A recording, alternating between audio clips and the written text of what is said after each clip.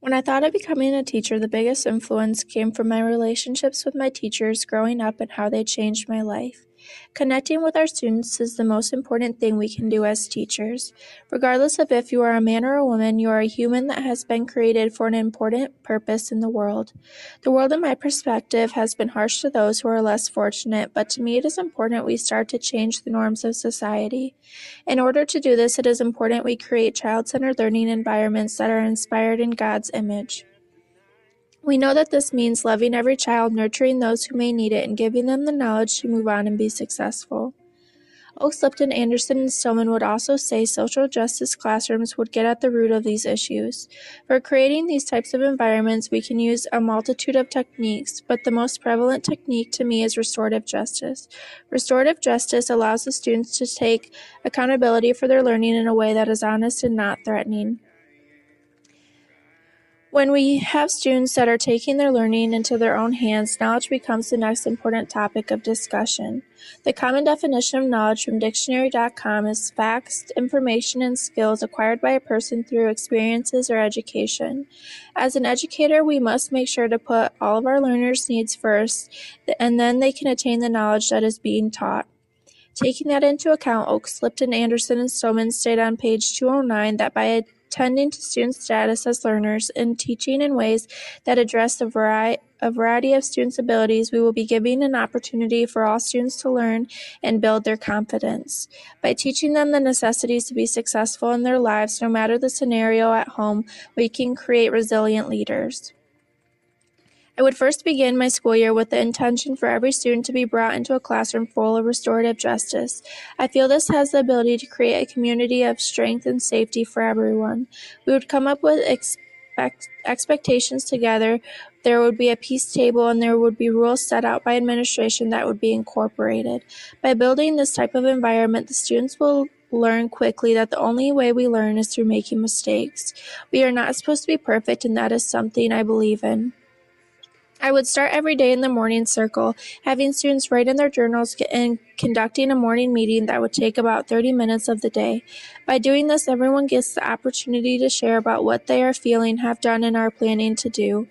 I would like to teach all of my lessons close to the rug except for math and reading. If I could have a smartboard near my rug area, this would be nice because it would allow for active and engaging learning to occur.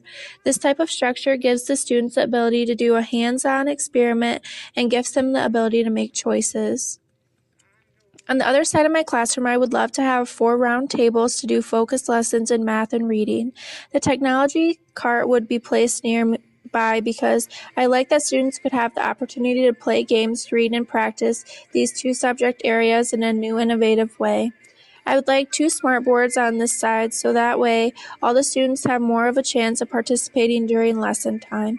It would also be nice to have games, friendly competitions, and the ability to show a multitude of things at one time. After all lessons, I would give students work time to work on their own or in small groups.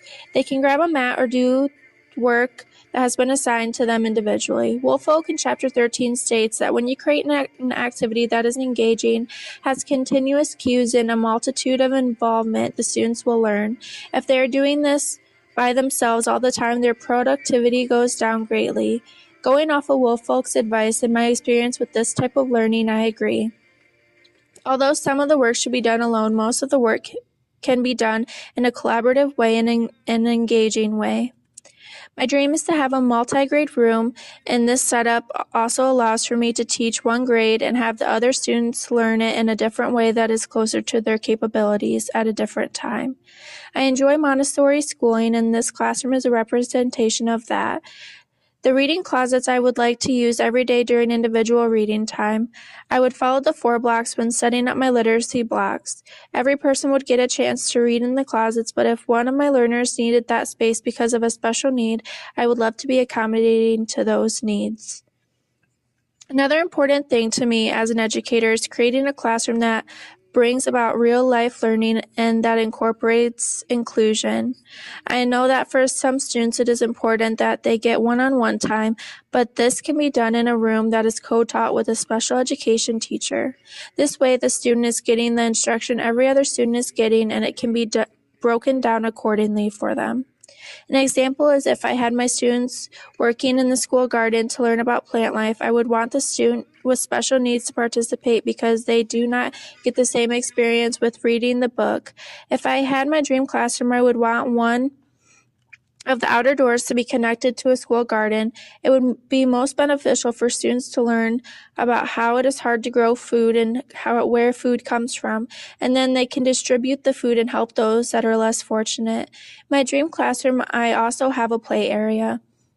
I know that some people would cut this out first, but innovation, imagination, and community are brought about through play and helps learning in a new way.